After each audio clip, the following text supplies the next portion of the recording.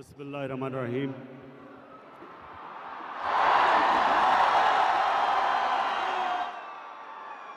इय्याका नअबुदु व इय्याका नस्तईन। सबसे पहले उस्मान डार आपको मैं खराज तहसीन पेश करता हूँ। कितना शानदार कामयाब जवान का आपने टैलेंट हंट या स्पोर्ट्स ड्राइव का प्रोग्राम किया, आपको खराज तहसीन पेश करता हूँ। उसके बाद पाकिस्तान के नौजवानों, आज आप इस टैलेंट हंट ड्राइव में जो आपने शिरकत की, मेरी आपको तीन पैगाम है। सबसे पहले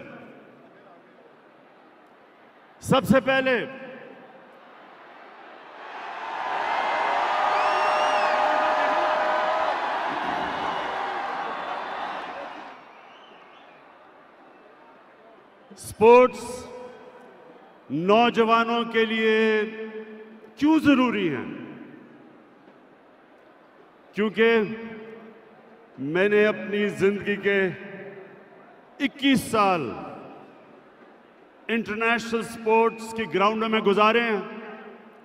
इसलिए मैं अपनी जिंदगी के तजर्बे से आपको जो पहला पैगाम देता हूं वो ये कि जब आप खेलों की ग्राउंडों में मुकाबला करना सीखते हैं तो आपको जीतना भी आता है और हारने को समझना भी आता है। आप हारने से दिल बर्दाश्ता नहीं होते, हार से सीखते हैं। अपने आप को गिर के खड़ा होना, ये जो सबसे बड़ी सिफ्त इंसान में है कि जब वो मुश्किल वक्त में आता है तो उसको उसका मुकाबला करना आता है। वो मुश्किल वक्त से घबराता नहीं है।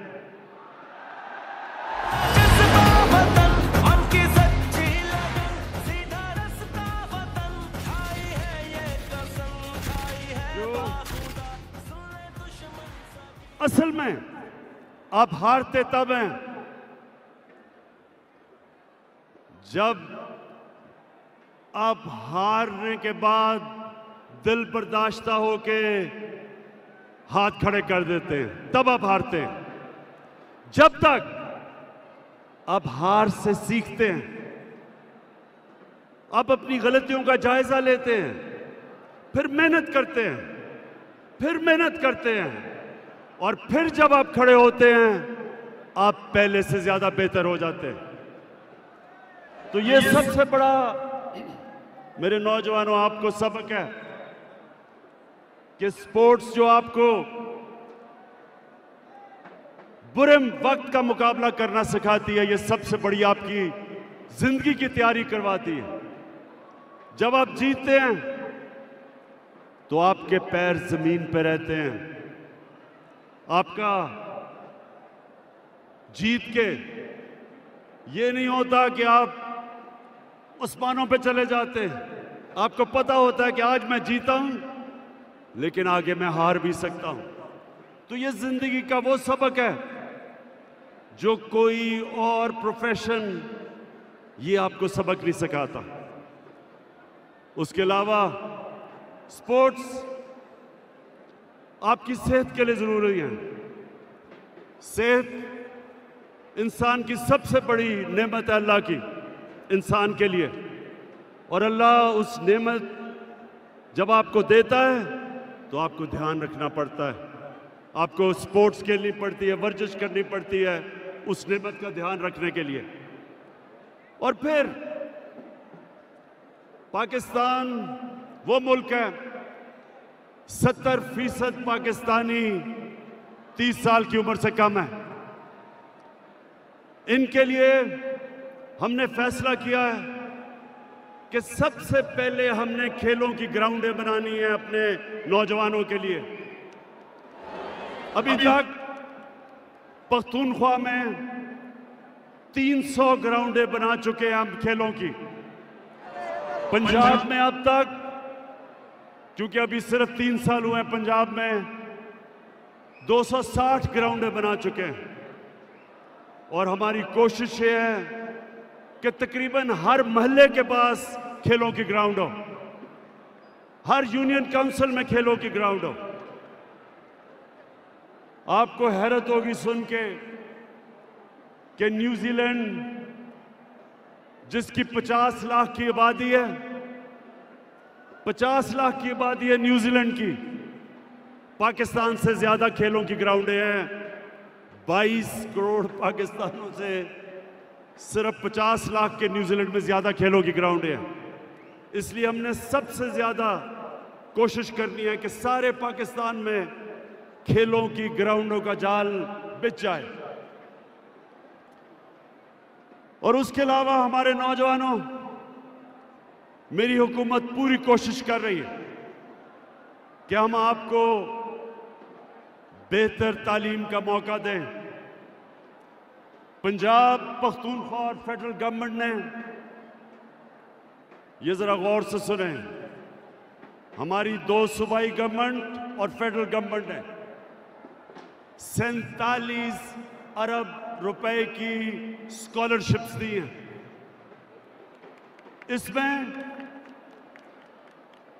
47 अरब रुपए की स्कॉलरशिप्स, जिसमें 63 लाख नौजवानों को हमने स्कॉलरशिप्स दी हैं। ये पाकिस्तान की तारीख में सबसे ज्यादा पैसा अपने डिजर्विंग स्टूडेंट्स को हमने दिया। और आखिर में हमारी अब कोशिश है कि पाकिस्तान इंटरनेशनल लेवल की स्पोर्ट्स में पूरी तरह शिरकत करे। उसके लिए ये टैलेंट हंट एक तरीका है, ग्राउंडें, ज्यादा ग्राउंडें बनाना दूसरा तरीका है, और तीसरा सेंटर्स ऑफ एक्सीलेंस बना के इस टैलेंट को पॉलिश करने का वो तरीका है कि हमारा टैलेंट पॉलिश होके और इंटरनेशनल लेवल पे मुकाबला कर सके। और चौथी चीज, हमारी जो स्पोर्ट्स बॉडीज हैं, इनकी मुकम्मल तौर पे इनकी इस्लाहत कर रहे हैं हमने नई स्पोर्ट्स पॉलिसी लेके आए हैं और बिल्कुल जो पुराना एक सिस्टम जिसके अंदर माफिया बैठे हुए थे स्पोर्ट्स बॉडीज में, उसको खत्म करने के लिए इंशाअल्लाह ये हमारी चौथी इस्लाहत है। मैं फिर से उस्मान डार आपको खराज तहसीन पेश करता हूं और उम्मीद रखता हूं कि इन नौजवानों में से पाकिस्तान के लिए टैलेंट निकलेगा। बहुत बहुत शुक्रिया।